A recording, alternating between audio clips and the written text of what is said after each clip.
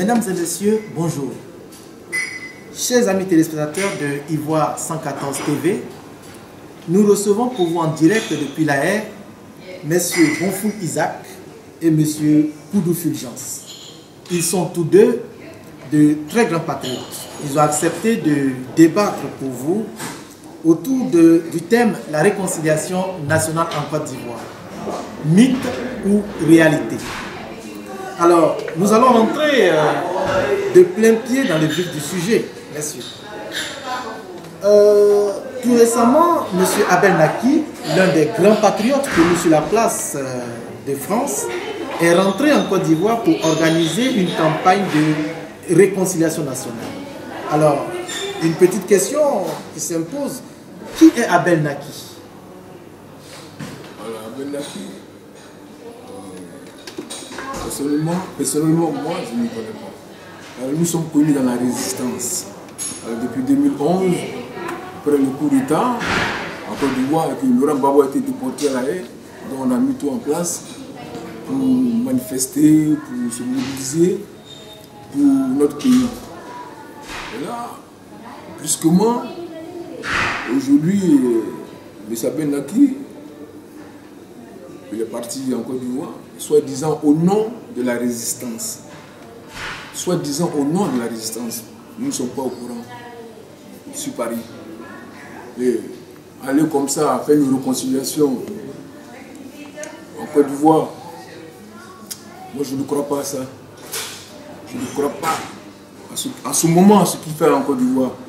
Parce qu'il ne nous a pas consulté ici. Il ne sait pas si c'est une trahison.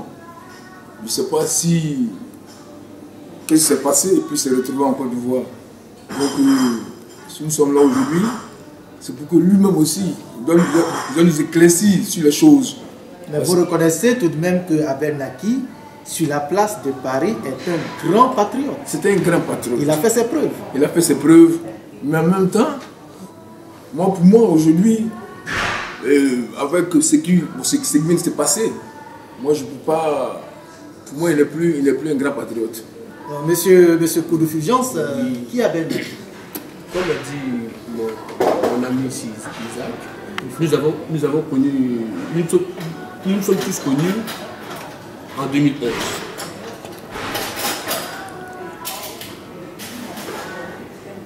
Qui, donc, Abel Naki était au départ président du CRI panafricain pour 3 mois. Chemin faisant, puisque la mobilisation prenait de l'ampleur, quand on venait nous filmer, il a pris, je dirais, la grosse tête à l'heure. Il n'a plus voulu laisser cette place qui devait venir à quelqu'un d'autre. Il s'est autoproclamé président fondateur du CRI panafricain, ce qui est totalement faux. Non content de cela, il a eu à convoquer un de ses amis au tribunal. Et nous savons tous. Nous étions là, nous manifestions, comme l'a dit Isaac, pour la libération de notre pays et de tous les prisonniers. Par la suite, il se désengageait de cette lutte-là. Pour lui, ce n'était plus les marches ou la libération.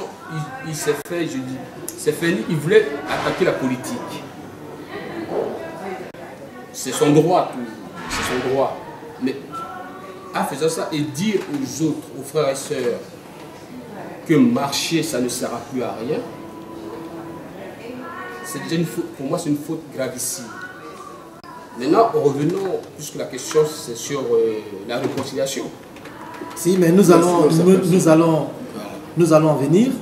venir. Bon, parlons du timing. Aujourd'hui, c'est le 29.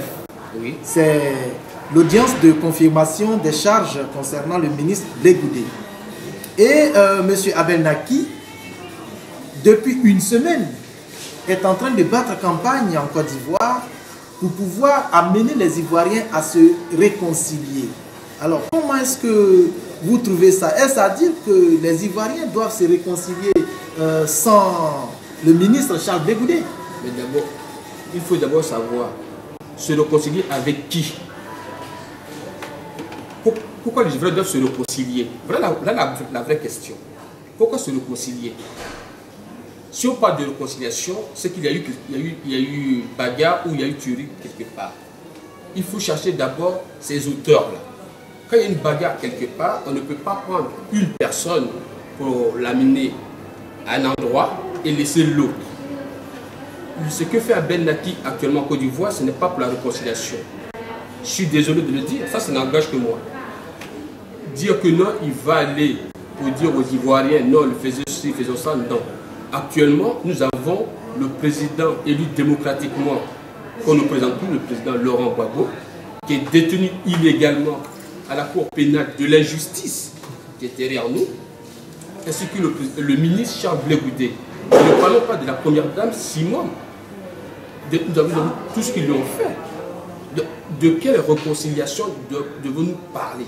Qui doit se réconcilier avec qui? Voilà ma question. Non. Le régime en place, aujourd'hui, il parle de réconciliation. Et on parle de réconciliation et il y a toujours des arrestations. Il n'y a pas de réconciliation. Tant que Blé Goudé, le président Laurent Gbagbo, tous ceux qui sont incarcérés injustement dans le pays, et les maisons qui sont occupées, les biens des Ivoiriens qui sont occupés, ce sera très difficile pour la réconciliation.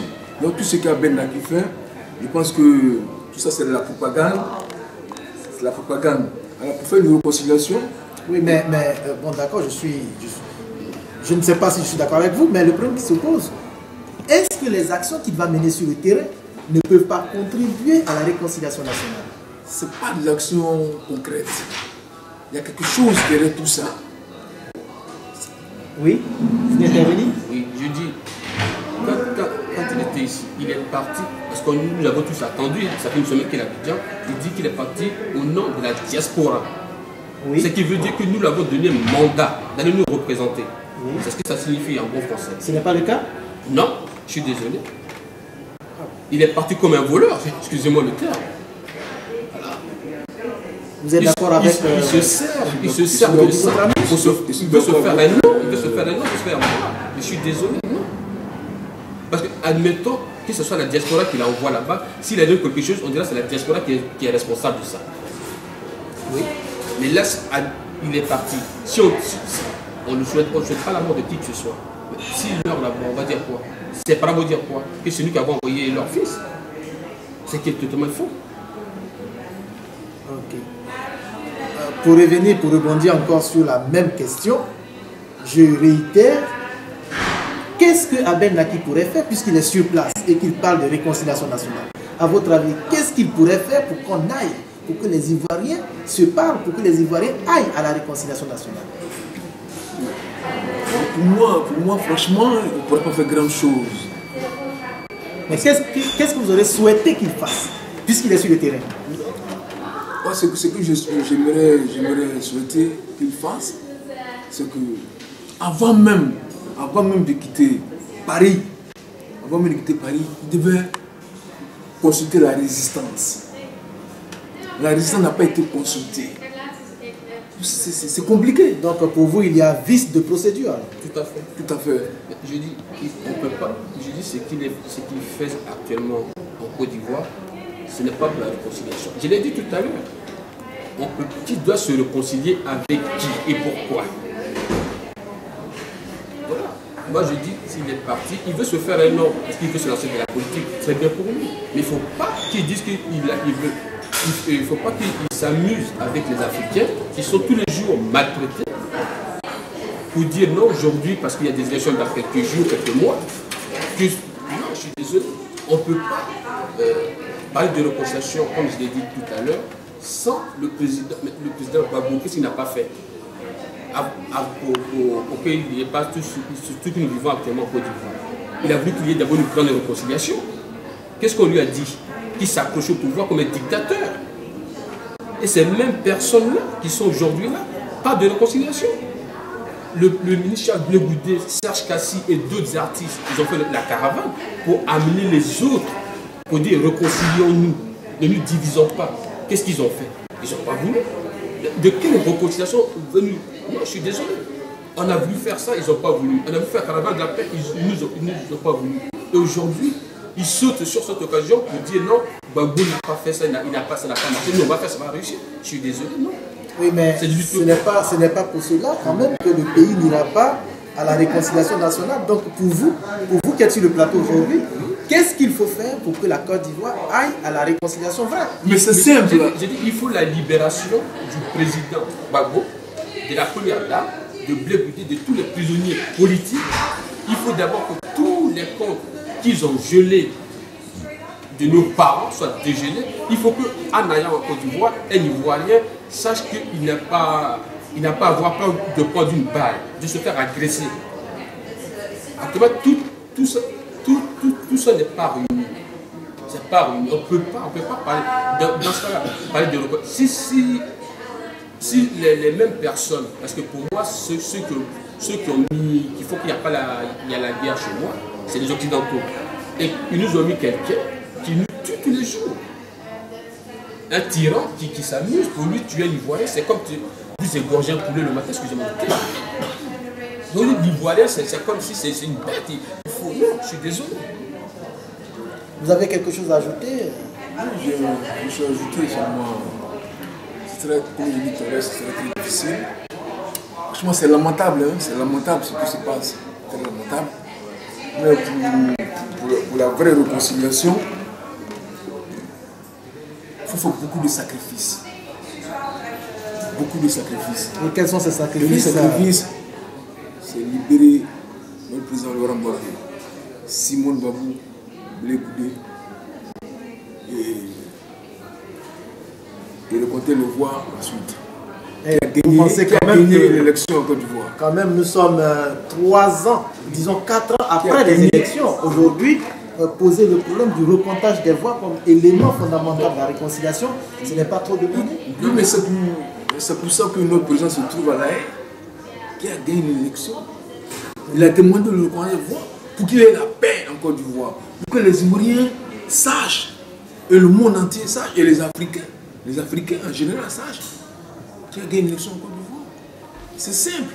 C'est pas pour ça qu'il faut prendre des armes. On n'a pas besoin de prendre des armes. Pour compléter, en France, il y a eu des élections à l'UMP. Pourquoi ils n'ont pas pris les armes entre Fillon et Copé? Voilà.